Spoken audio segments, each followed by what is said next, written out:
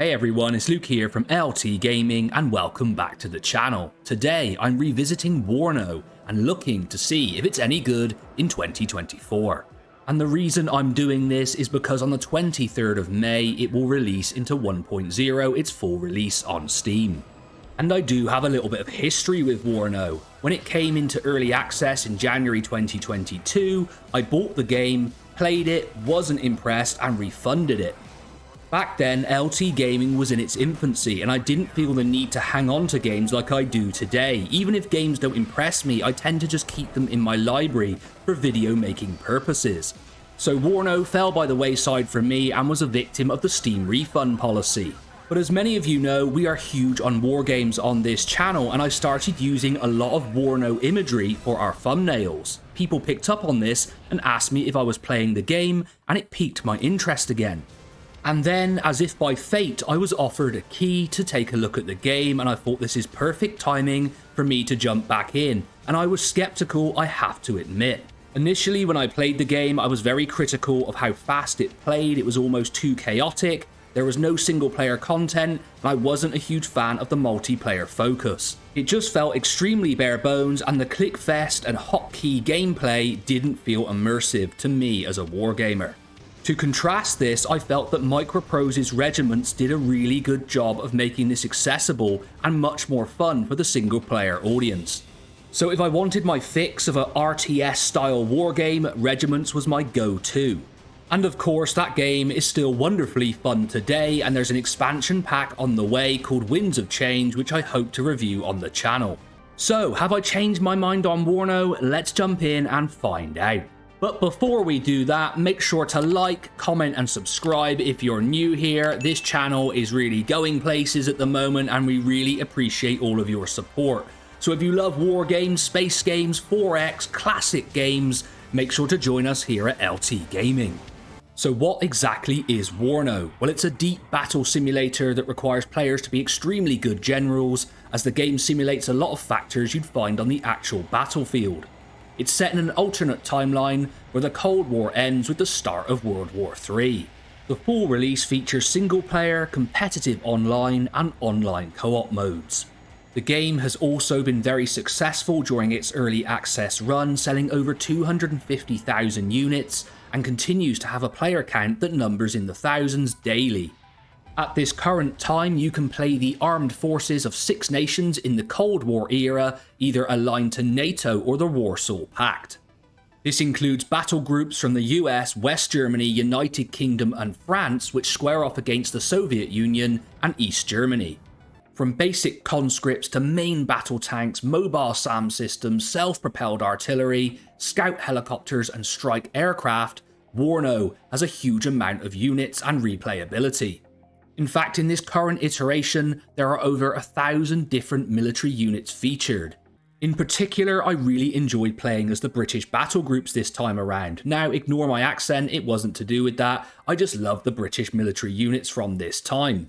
The SAS were really useful to me as I was able to deploy them outside of my deployment zone, and they also had anti-air and anti-tank capability. If anyone tries rushing you with helicopters, the SAS are extremely useful, and if you play WARNO, you probably know what I mean. In fact, there are so many amazingly modelled British units in this game, and it's a massive nostalgia rush for me.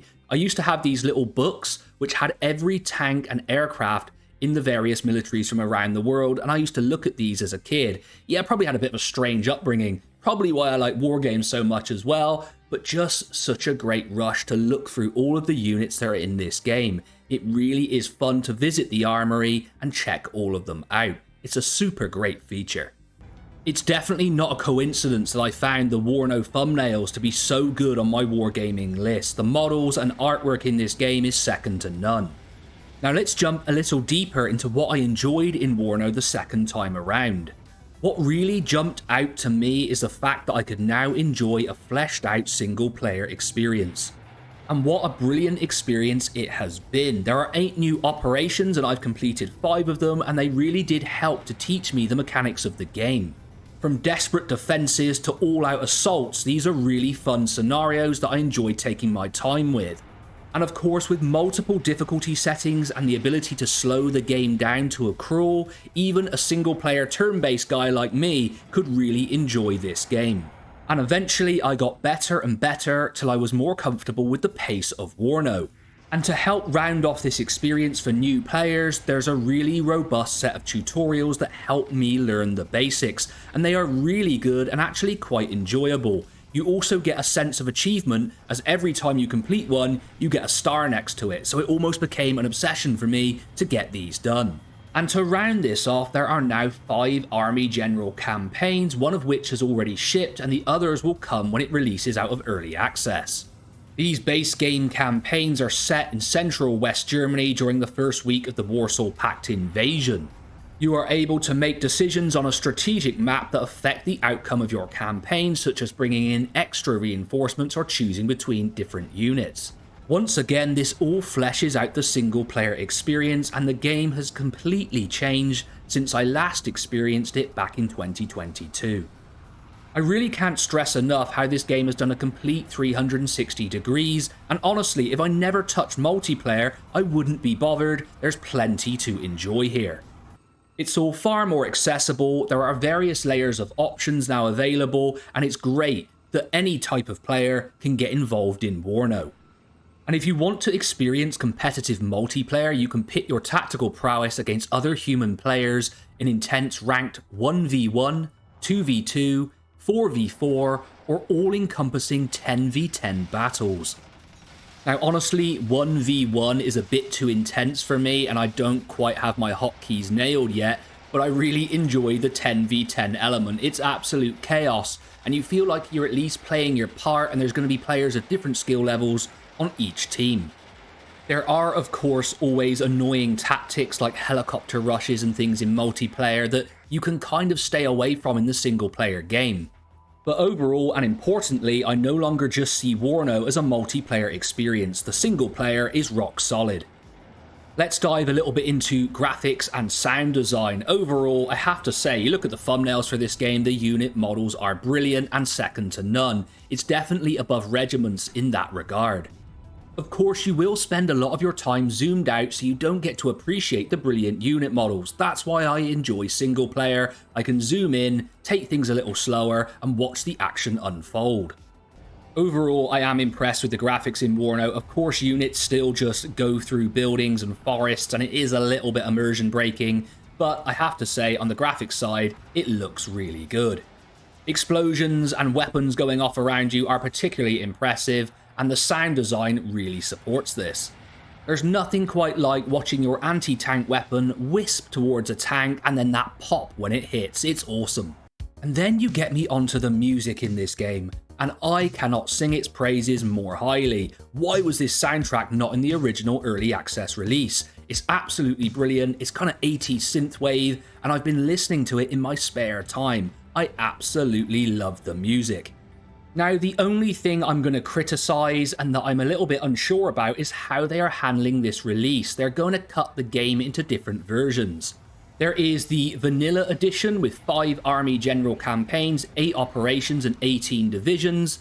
Then there is one for early access owners, which is like a special EA pack that gives you 5 extra divisions. Honestly, I'm not a huge fan of them breaking it up this way. Finally, there's a very expensive, I think it's €80 gold edition that comes with a lot of extras. Honestly, you probably don't need it unless you're a major fan. And then, of course, on the horizon are the expansion packs, which include divisions for Belgium, Netherlands, Poland, Spain, Canada, and Czechoslovakia.